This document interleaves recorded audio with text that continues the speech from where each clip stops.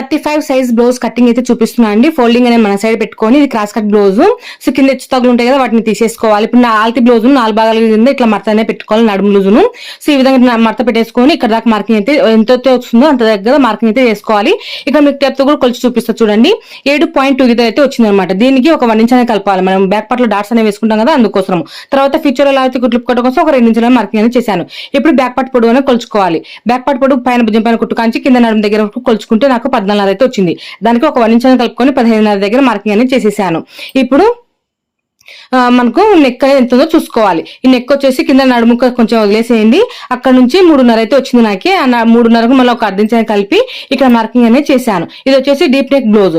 Deep neck బ్లౌజులకు shoulder వచ్చేసి ఇవి 35 సైజ్ బ్లౌజ్ కి 5 ఇంచులు తీసుకోండి, సరిపోతుంది.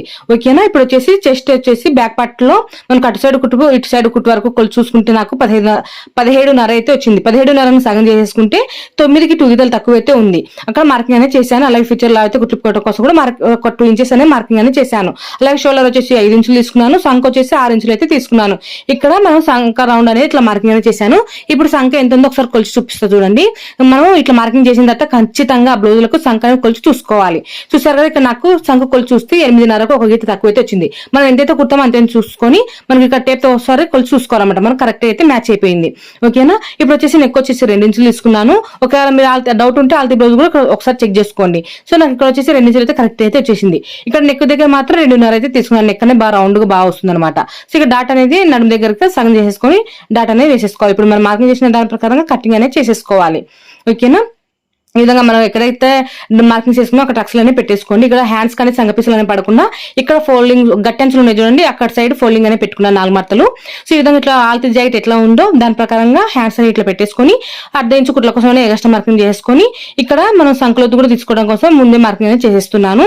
సో ఈ వీడియో ఫుల్ వీడియో కావాలంటే కనుక మన ఛానల్లో అప్లోడ్ అయితే చేసి ఉన్నాను, ఒకసారి అయితే చూడండి. సో ఈ విధంగా రెండు హ్యాండ్స్ ను ఓపెన్ చేసుకొని సో సెంటర్ కి మార్కింగ్ చేసుకొని అక్కడ సంకలోతను తీసేసుకోవాలి. ఇప్పుడు ఫ్రంట్ పార్ట్ ఇది క్రాస్ కట్ బ్లౌజ్ అండి, అందుకోసం వచ్చేసి ఓపెన్స్ ఉన్న సైడ్ నెక్ పెట్టేసుకొని బ్యాక్ పార్ట్ ఏ విధంగా ఉందో దాని ప్రకారం మార్కింగ్ అయితే చేసుకోండి. ఉక్సుల పట్టి కాజా పట్టి కోసం ఎక్స్ట్రా ఒక పావు ఇంచులను మార్కింగ్ అనేది చేసుకోండి. ఫ్రంట్ నెక్ వచ్చేసి 6.5 తీసుకున్నాను. అలాగే ఫ్రంట్ పార్ట్ పొడవు వచ్చేసి మనం ఎట్లా కొలుస్తామంటే ఆల్తి బ్లౌజ్ కి పైన భుజం పైన కుట్టు కాంచి కింద టక్స్ ఉంటుంది చూడండి, అక్కడ వరకు కొలు చూసుకోవాలి.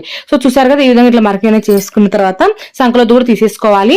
అలాగే మనకు ఫ్రంట్ పార్ట్ లో నెక్ అనేది పెద్దగా రాకుండా చూసుకోండి, లేదంటే భుజాలు అనేది జారుతాయి. మనకు ఇది డీప్ నెక్ బ్లౌజ్ అనమాట. ఓకే. ఇప్పుడు వచ్చేసి నడుము లూజ్ ఎంత అవుతుందో ఒకసారి చెక్ చేసుకొని దాని ప్రకారంగా మార్కింగ్ అనేది చేసేసుకోవాలి. ఇప్పుడు మనం టక్స్ మనం ఎక్కడెక్కడ మార్కింగ్ చేసుకుని అక్కడ టక్స్ అనేది పెట్టేసుకోండి, కుట్టేటప్పుడు ఈజీగా ఉంటుంది. ఇక్కడ షేప్ బెల్ట్ అనేది ఎంతైతే చూసుకొని అదే షేప్ బెల్ట్ అనేది జట్టింగ్ అనేది చేసుకోవాలి. వీడియో నచ్చితే లైక్